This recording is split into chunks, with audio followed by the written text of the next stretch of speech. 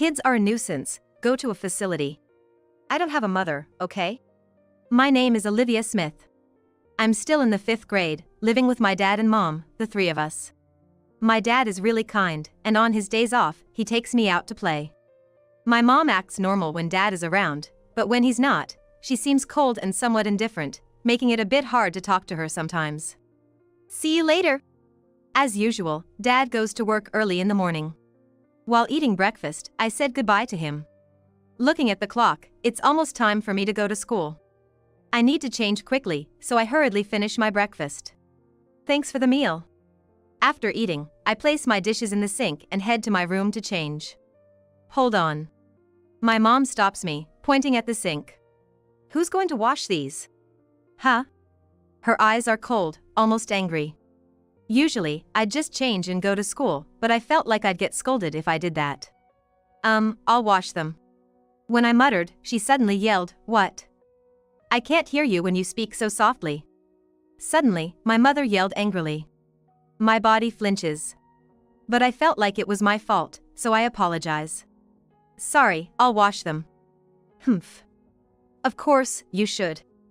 From now on, take care of your own things, okay? While angry, my mom threw her apron on the sofa and went to her room. I realized I should take care of my own things, as she said. I washed the breakfast dishes and left the house. At school, while talking with friends, the topic of parents came up. Hearing their stories, it seemed everyone's moms were kind, and even though they scolded them. What's your mom like, Olivia? Suddenly asked by a friend, I found myself at a loss for an answer. But I thought maybe my mother's coldness was just a misunderstanding on my part. Perhaps she was in a bad mood because I hadn't been taking care of myself until now. So, I answered that she was very kind. So, I said she was very kind. My friends said that was nice, but I felt conflicted. I'm home. When I got home, my mom wasn't there. Maybe she went shopping, I thought, and started my homework in my room. Soon, it got dark outside, and it was usually dinner time, but mom hadn't returned.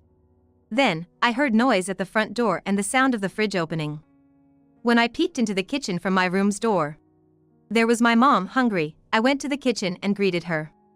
I'm back. She replied quickly without turning around, still seeming in a bad mood. What's for dinner? I asked, smiling. But this seemed to upset her. She turned around and looked furious. What? Didn't I tell you to do things for yourself? Huh? Dad's about to come home, and I'm busy making dinner. I couldn't say anything more, and as I was about to make instant ramen, Dad arrived. I'm home. Hearing Dad's voice, Mom quickly took the instant ramen from my hands. While I was still unsettled by her behavior, my father came into the kitchen. Oh. Are we just starting dinner? Seeing my kind dad, I felt like crying. Welcome home. I went shopping late today. I'm making dinner now. Just wait a little longer, Dad and Olivia. My mom's face softened. I wasn't sure if she was still angry, but the thought of eating the dinner she made me happy. Later, we had dinner as a family, and I had a fun time playing games with my dad. Maybe Mom was just in a bad mood for a bit. I fell asleep thinking that if I took care of my own things properly, maybe she wouldn't get angry anymore. From the next day, I made an effort to take care of my own things. I washed my breakfast dishes, folded the laundry that had dried, and put it away in the closet. I vacuumed my room and, when Mom came home late, I made myself instant ramen. Thinking that this would surely earn me praise from her made me smile. Though Mom still didn't praise me, she scolded me less. When Dad was around, we could enjoy our time together as a family of 3. I was happy about that. One time, I heard something like a groaning sound and woke up to find it was the middle of the night.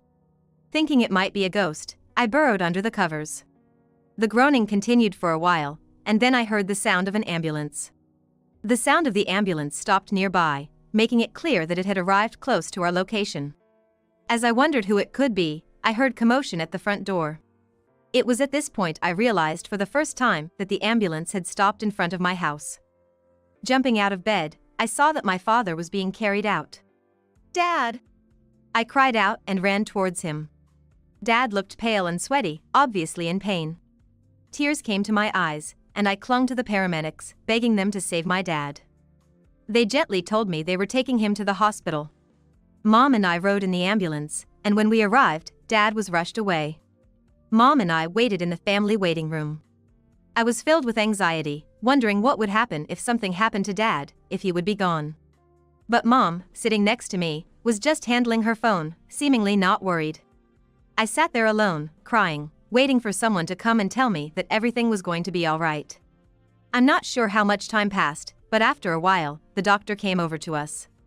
Mom and the doctor had a complex discussion, and all I could understand was that Dad had been diagnosed with an illness and needed to stay in the hospital for a while. I was shocked to know that Dad had to fight a disease, even though I should be relieved that the worst didn't happen. And then, for a while, we didn't return home. Mom and I first went back to the house. After preparing for Dad's hospital stay, Mom went back to the hospital. Left alone at home, I lay in bed, unable to sleep. It was early morning when I got home, so it quickly became bright outside. School. I had to go to school. But I wasn't in the mood to go. I didn't feel like eating anything and just stayed in my blanket. Aren't you going to school? Mom noticed me around noon. She didn't scold me for not going to school, but seemed in a hurry and left the house quickly, probably because she needed to go to the hospital. I hadn't eaten anything since morning, so I went to the kitchen. There was some rice left in the rice cooker, so I ate it with the leftovers from last night's dinner. Then, in the evening, Mom came back. She had bought some packed lunches. Eat that for today. I also bought some instant noodles for you to eat from tomorrow. Okay. Thank you. I thought I shouldn't be a burden to Mom since she's busy with Dad's situation, so I listened to her. The next day, I ate instant noodles for breakfast and went to school. My friends asked why I was absent yesterday, and I lied, saying I was feeling unwell. The teacher seemed to know the situation and spoke kindly to me. When I got home, Mom wasn't there, she must be with Dad, so I started my homework. I wanted to see Dad, too. I thought about asking Mom to take me to see him on the next holiday. While I was doing my homework, the phone rang. I was the only one at home, so I answered it. Hello? Oh, Olivia? What are you doing? It was Dad on the phone, and hearing his voice made me tear up. Dad, are you okay now? I want to see you. As I cried, my dad gently smiled. Sorry to worry you. I'm okay now. I want to see you too, Olivia. It'd be nice if you could come with Mom. Okay. I'll ask Mom. Oh, right, is Mom there? Dad's question made me puzzled. Mom wasn't at home. I had assumed she was at the hospital with Dad. Mom's not here, maybe she's at the hospital? Dad seemed to realize something and spoke evasively. Oh, right, she just left a while ago. She should be back soon. Olivia, have you had anything to eat? Yeah. Mom bought me some instant noodles and stuff. When I said that, my father fell silent for a moment, then said I see, and started talking about something else. After talking to Dad for a while, I heard the front door open and told him Mom was back. Dad asked me to hand the phone to Mom, and I did. Mom seemed a bit shaken as she took the phone and started talking to Dad. I went back to my room, noticing the smell of cigarettes on Mom, wondering where she had been. The next day, Mom asked if I wanted to go to the hospital with her. I said yes, and although she looked a bit hesitant, she took me. Seeing Dad after a long time. He was connected to N4 but smiled as soon as he saw me. Olivia! You came! I hugged him. Seeing Dad looking well made me want to cry, but I was so happy to see him. After talking with Dad for a while, Mom said it was time to go, and we reluctantly left the room. Dad waved at me with a smile, telling me to come again. Little did I know, that would be our last conversation. Dad's condition suddenly worsened, and he passed away quickly. I couldn't believe Dad was gone, and dressed in black as Mom instructed, we went to the funeral. Many people came to say goodbye to Dad. Seeing Mom's composed response, I wondered if Dad was really gone. As I stood in a daze at the edge of the funeral hall, someone approached me. Hey, aren't you Olivia? I turned around to see a woman who looked a bit like a gal standing behind me. Unsure who she was, as I looked puzzled, she sat down next to me. It's been a really long time, hasn't it? I'm your aunt, Olivia. I'm your dad's sister. When she said that, I noticed she did resemble my dad. I didn't have any memories of my aunt, but I remembered Dad talking about his sister. Aunt? Yes, Aunt. Don't I look like your dad? She laughed, and her face was indeed just like my dad's. Suddenly, she hugged me tightly. It's okay to cry now. You've been so strong, Olivia. I didn't realize I was crying, but my aunt's words made more tears come. It felt like the first time I truly understood that I wouldn't see my dad again. After my aunt comforted me for a while, I thanked her and went to get a drink. When I entered the room, Mom was there. Seeing my tear-streaked face, she said, "What? You cried? What an unsightly face." Her cold words hurt. "Aren't you sad, Mom?" I asked, unable to understand why she didn't seem to mourn. "What's the point of being sad? He's gone now." Her indifferent words made me shiver. Were all the times we laughed and had fun as a family of 3 just an illusion? Did Mom hate Dad? As I stood frozen, my aunt came over. "Oh, my sister-in-law, long time no see," my aunt said cheerfully, and Mom's expression changed. "Oh, long time no see. Hey, is there anything I can help with?" No, there's nothing." Well then, Olivia, let's go over there," my aunt said, leading me away. From the look on my mother's face, I could tell she was uncomfortable with my aunt. Afterward, I stayed with my aunt until my father's funeral was over. "Olivia, we're leaving now," my mother said, coming to get me after a while. My aunt had been holding my hand the whole time, but she let go as we prepared to leave. She looked a bit sad. "Olivia, see you later." "Yeah, see you," I replied, feeling reluctant to leave. As we stepped outside, an unfamiliar car pulled up. "Sorry for the wait." A man, seemingly an acquaintance of my mother, opened the car door. There was a stranger in the driver's seat, and I hesitated to get in reflexively. "Don't dawdle, get in." My mother spoke in a tone I had never heard before, and I reluctantly got into the car. The car drove in the opposite direction of our home, and I just watched the passing scenery outside. Feeling a bit scared, not knowing where we were going in the car. "We're here. Get out quickly," she said as we stopped in front of a large building in an unfamiliar area. "Mom, where is this?" I asked, but she just lit a cigarette and replied, "Kids are a nuisance, go to a facility." What? I couldn't comprehend what was happening as my mother and the unknown man drove away, leaving me behind. I tried to chase the car for a while but obviously couldn't catch up, and I gave up when I fell. Lost and unsure where to go, I returned to where I was left. Just then, a car pulled up beside me, and the window rolled down to reveal my aunt. "I can't believe this is happening. Olivia, get in." Relieved to see my aunt, I quickly got into her car. She patted my head, and I quietly cried, finally feeling the tension release. "How many times are you going to cry today, poor thing?" As I continued to ride in my aunt's car, we arrived at a house. It seemed to be my aunt's house. I went in as told, and a man's voice greeted us cheerfully, "Welcome back." I instinctively hid behind my aunt, who laughed and reassured me it was okay. When I hesitantly looked at the man, a young man stood there, smiling at me. "Sorry, did I startle you? I'm this lady's husband, your uncle." He extended his hand for a handshake. His kind face reassured me, and as I shook his hand, he smiled again. "You must be hungry, right? Dinner's ready. You gotta eat a lot to grow big. You're noisy, like a mother." I laughed along with their cheerful conversation. As my stomach grumbled, I felt embarrassed, and they both laughed heartily. We then enjoyed a delightful dinner together. After dinner, I was offered a bath, and they even had pajamas ready for me. Then, invited to the living room, I found they had prepared hot milk. Hot milk? Aren't you a bit old for that, Olivia? What? Elementary school kids love hot milk, right? Or not? I laughed at this conversation, feeling very comfortable. They laughed along with me. Then, they asked me to sit down with my hot milk to talk. "Hey Olivia, how about becoming our child?" I was about to drink my hot milk and choked on his words. "What? Oh, sorry. I shouldn't have said it so suddenly." My uncle patted my back as my aunt laughed. My aunt laughed heartily. "Become our child? Do you want to go back to a mother like that?" My aunt's words made me think hard. I didn't hate my mother. But thinking about what happened at home, my dad, and being left behind, I was honestly scared to go back to my mother. Actually, your dad had talked to me. What? I was surprised to hear my dad's name. My aunt explained further. The man with my mother was her affair partner, and my dad had realized she was cheating. He was very worried about me.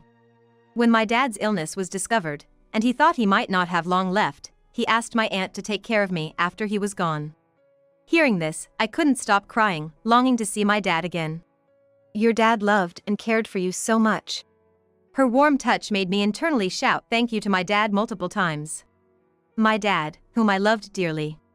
My dad, who always played with me. I decided I wanted to be strong for him. I want to stay with you and uncle. My aunt and uncle were delighted. Staying with them would require various procedures, and it might take a while, but they said I could stay without worry. I decided to do my best to help my aunt and uncle. I helped with breakfast and dinner, cleaned the bathroom and toilet, and they started to worry that I was doing too much. You should play like a normal elementary schooler, they said, and I decided to do my homework instead.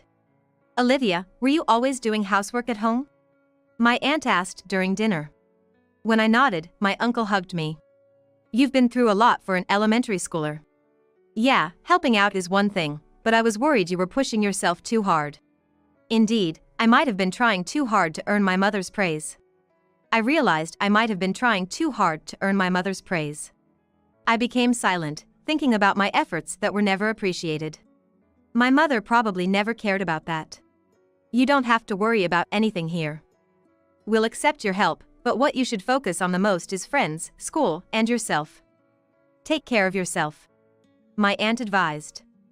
Her words deeply resonated with me. And my uncle, teary-eyed, nodded repeatedly. I felt so happy to be with them. 2 weeks after my dad's funeral, I was called to the school staff room. Wondering what it was about, I was told my mother had called. The teachers probably didn't know the full situation. Thinking that the teachers would be troubled if I didn't answer, I tried to control my trembling hand as I picked up the phone. Hello? Olivia. Answer the phone quickly. I heard my mother's voice, yelling as she used to. Where are you right now? You're not at the facility I left you at. I couldn't find my voice and remained silent. Are you listening? Well, never mind. I'm coming to pick you up. Then the allowance will come in. Mama needs money right now. Hearing my mother's words, my feelings instantly turned cold. I was frustrated to think I had sought love and praise from such a person, and that my father had been betrayed by her. Now I have my aunt and uncle. A place that's important to me. And my beloved father watching over me. I can be strong. I don't have a mother, do I? Before I knew it, I had said that to my mother. What? What are you talking about? Maybe you have the wrong person? Goodbye then. Wait a minute. I hung up the phone on my own. The teacher next to me was surprised, asking if it wasn't my mother, and I replied it was a wrong number. This call was treated as suspicious, and the school issued a caution. Thinking my mother might come at dismissal time, I called my aunt from the school's public phone. She said she would come right away and did. She explained the situation to the school, and they contacted child services. When I got home, my mother had indeed come to pick me up, but the teachers handled it, and she left reluctantly, looking bitter. After that, my mother didn't storm the school, but just to be safe, my aunt or uncle would come to pick me up before dismissal time. I felt sorry, but my aunt and uncle told me not to worry about it, smiling. Thanks to my aunt and uncle, I'm spending happy days. At school, the teachers care for me, and I feel grateful to have so many allies around me. Then one day, a while later, the phone at home rang. Recently, I've been answering phone calls at my aunt and uncle's house. So, as usual, I picked up the phone. Hello. The voice I heard was one I didn't want to hear. Oh, isn't this Olivia? So you were there after all. I froze as I immediately recognized my mother's voice. I wondered how she knew I was here. Nobody should have told her. Stop staying there and come back. Things are tough here. My mother spoke unilaterally, not waiting for my response. According to her, her affair partner's company had gone bankrupt, and they were out of money. She needed me to be with her to receive government allowances for living expenses. She was apparently in a de facto marriage with her affair partner and considered leaving him if they couldn't survive financially. The situation was confusing to me, but what I understood was that she needed me just for the money. She must be really short on money if she had also called the school. As I remained silent, my mother grew increasingly irritated. Then, suddenly, the phone was taken from me. Surprised, I turned around to see my aunt standing there, smiling at me. However, in the next moment, her face turned stern. "At least respond to me. Are you listening? You're so loud and annoying. You should know I can hear you." "What?"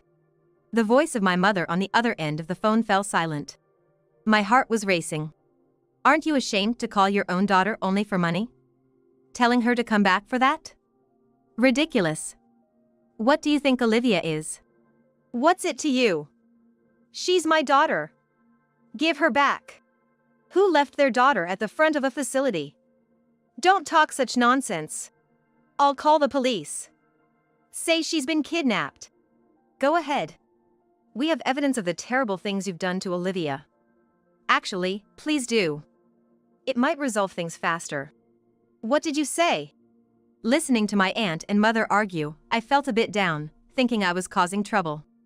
Then my uncle, who had apparently come back at some point, patted my head from behind. "It's okay, leave it to us. It's time for the adults to handle this." He reassured me, pulling me away to make more hot milk. "You like hot milk, don't you, Olivia? You drink it a lot." "Yes. I thought it was delicious the first time I tried it. That's why I like it." Hearing this, my uncle smiled happily. After a while, my aunt came back to the living room. Noticing my worried look, my aunt ruffled my hair to reassure me. "What's with that face? There's no problem. She's no match for me." I smoothed my hair and thanked my aunt. Then helped with dinner preparation. Since coming to my aunt and uncle's house, I realized how enjoyable helping can be. A few days later, when the phone rang, it was my mother again. Even though my aunt and uncle said I didn't have to answer anymore, I wanted to be of some help to them. "It's Olivia, right? Mama really needs help. I'm in trouble. As I said before, I don't have a mother." "How heartless. I raised you, didn't I?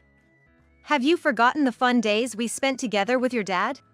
Hearing my dad's name made me feel both startled and annoyed.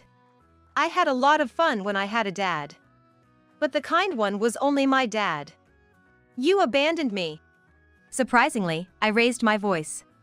I felt a sense of relief as if my feelings had cleared. I argued back no matter what my mother said. "You're my child, aren't you? I didn't abandon you, I just left you there. You said kids were a nuisance and to go to a facility. You said it while laughing. That's not a mother. I was forced to say that. It's not my fault. But you abandoned me. So I don't have a mother. My mother is my aunt, and my dad is my uncle and my dad in heaven. You've been brainwashed. Stop complaining and come back." Before I knew it, I was crying while arguing with my mother. But strangely, I felt lighter, as if I had been holding back a lot. "At least let me live in the house with you. I can't even eat if this continues." "That's impossible. Don't bother the people I love." Suddenly feeling someone's presence, I turned around to see my aunt and uncle standing there. My aunt patted my head and praised me for speaking up. My uncle, teary-eyed, nodded in agreement. Then my aunt took over the phone and seemed oddly happy while talking to my mother. My uncle said that he was happy to hear my words. He thanked me for calling him Dad. I had said it spontaneously, but their happiness made me happy too. For a while, there was no contact from my mother. Thanks to my aunt and uncle, I guess.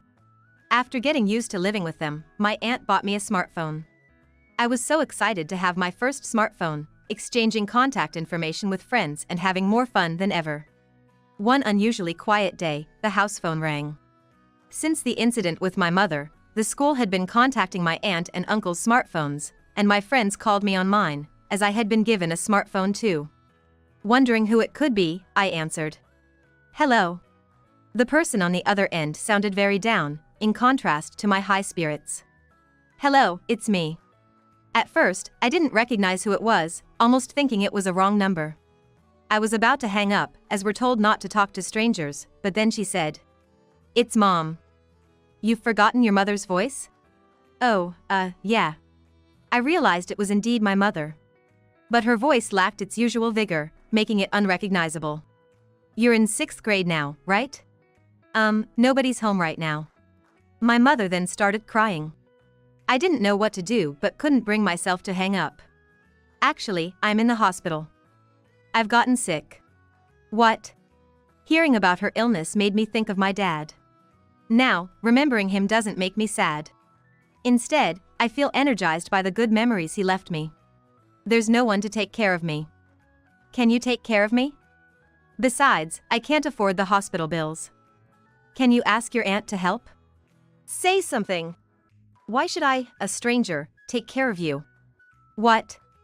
"I'm also refusing to pay for the hospital bills. I won't tell my aunt and uncle. You need to stop this nonsense. Don't get cocky." She sounds too energetic for a sick person. Hearing about my mother's illness didn't unsettle me like when my father was ill. My feelings for my mother have truly cooled. I'm no longer afraid of her. I don't even want to complain. I just feel sorry for her. I despise my mother, thinking that I never want to become like her, even when I grow up. I was surprised at how coldly I responded, wondering if I could really say such cold things. I got a smartphone. And we barely use the home phone anymore, so it might be disconnected soon. So, this is really goodbye. As I said this, my mother started to panic. "Don't say that. Please? Then, give me your smartphone number." "I can't. There's really no one to take care of me. No one to support me financially." "Then, I'll contact someone who might take care of you."